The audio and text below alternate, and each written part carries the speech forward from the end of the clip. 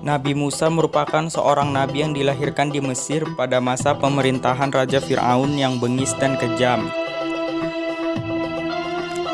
Nabi Musa dilahirkan dari seorang ibu yang bernama Yukabat.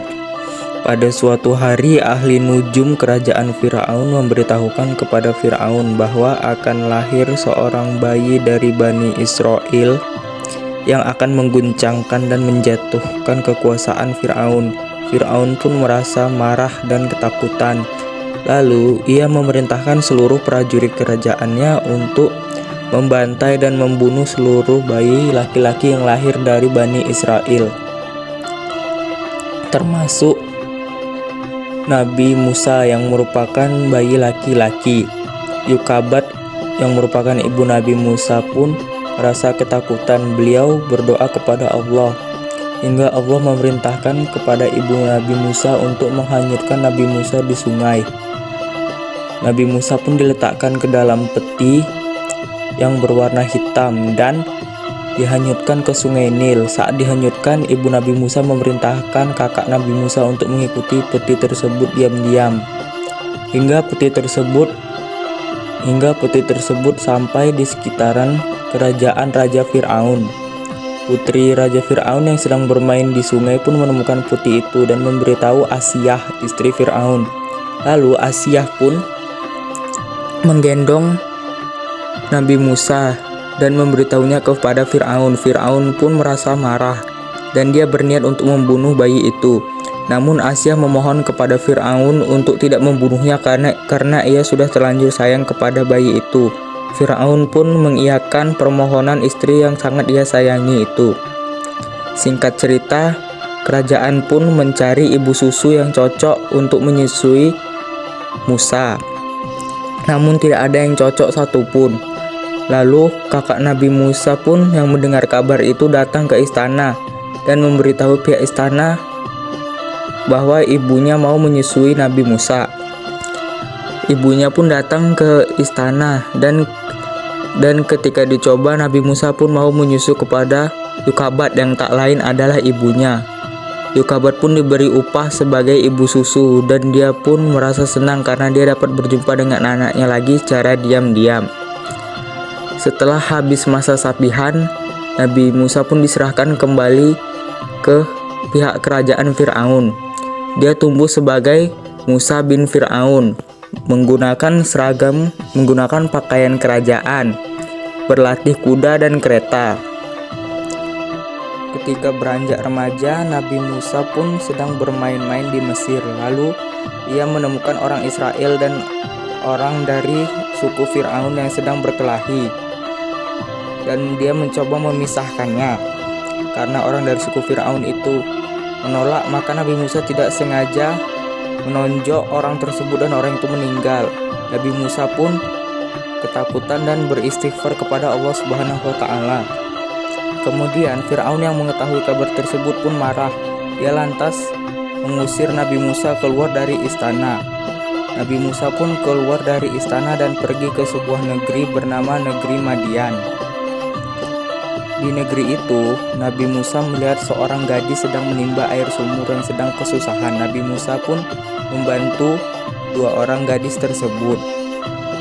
Lalu dua orang gadis tersebut membawa Nabi Musa ke rumahnya yang tak bukan adalah Nabi Syuaib. Dua gadis tersebut merupakan putri dari Nabi Syuaib. Nabi Musa pun tinggal di rumah itu menjadi penggembala. Karena merasa pas dengan putri Nabi Syuaib, Nabi Syuaib pun menjodohkan salah satu putrinya kepada Nabi Musa dan mereka menikah. Setelah beberapa tahun menikah, Nabi Musa pun mendapat ilham dari Allah untuk kembali ke Mesir untuk membebaskan bangsanya, bangsa Israel, dari perbudakan Raja Fir'aun. Nabi Musa pun berangkat kembali ke Mesir. Di Mesir, Nabi Musa pun bilang kepada Fir'aun bahwa Fir'aun itu bukanlah Tuhan, karena selama ini Fir'aun mengaku sebagai Tuhan. Dia menentang segala kekuasaan Raja Fir'aun. Dia juga menentang perbudakan yang Fir'aun lakukan. Fir'aun pun marah dan murka kepada Nabi Musa alaihi salam. Hingga singkat cerita, kerajaan Fir'aun mengadakan pertarungan ahli sihir. Ahli sihir Fir'aun mengeluarkan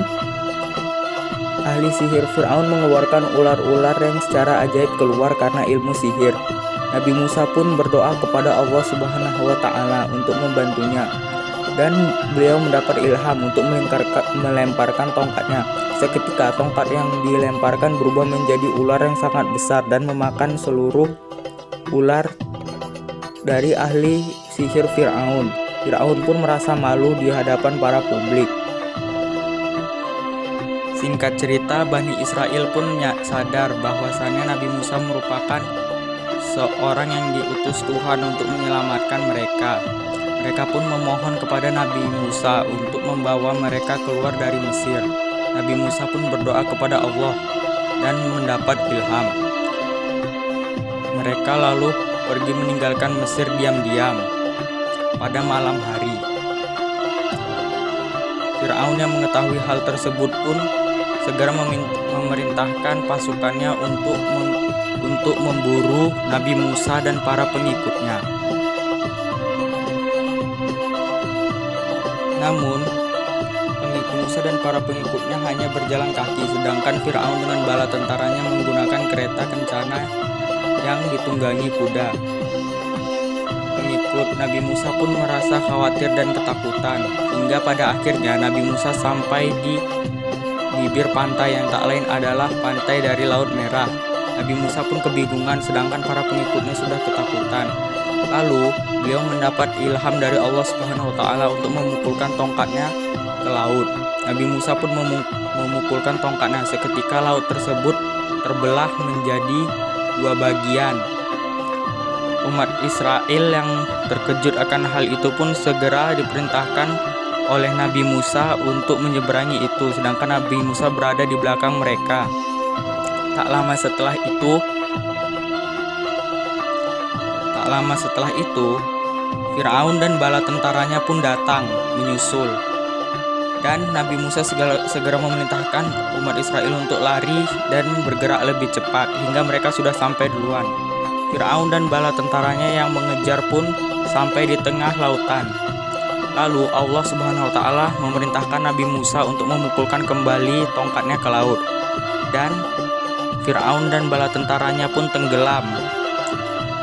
Dan Fir'aun tidak sempat bertobat kepada Allah Subhanahu wa Ta'ala sehingga dia menjadi kafir.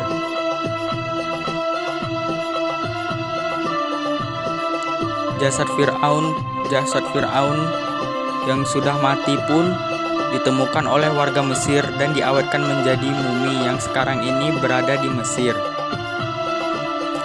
Setelah Bani Israel bebas dari Mesir, mereka mengikuti Nabi Musa menuju sebuah tempat bernama Baitul Maqdis. Di sana mereka membangun peradaban baru. Namun ternyata Bani Israel yang sudah diselamatkan itu menjadi kaum pembangkang yang banyak disebutkan di dalam Al-Quran. Mereka banyak melanggar perintah Nabi Musa, termasuk menyembah patung anak sapi. Dan itulah awal mula dari pembangkangan Bani Israel yang dilakukan kepada Nabi Musa. Nabi Musa berdakwah kepada Bani Israel ditemani oleh sepupunya yang bernama Nabi Harun alaihi salam. Nabi Musa kemudian pergi ke Bukit Sina untuk menerima wahyu dari Allah berupa 10 perintah Tuhan yang akan diajarkan kepada Bani Israel. Nabi Musa alaihi salam wafat pada usia 120 tahun dan dimakamkan di dekat Yordania.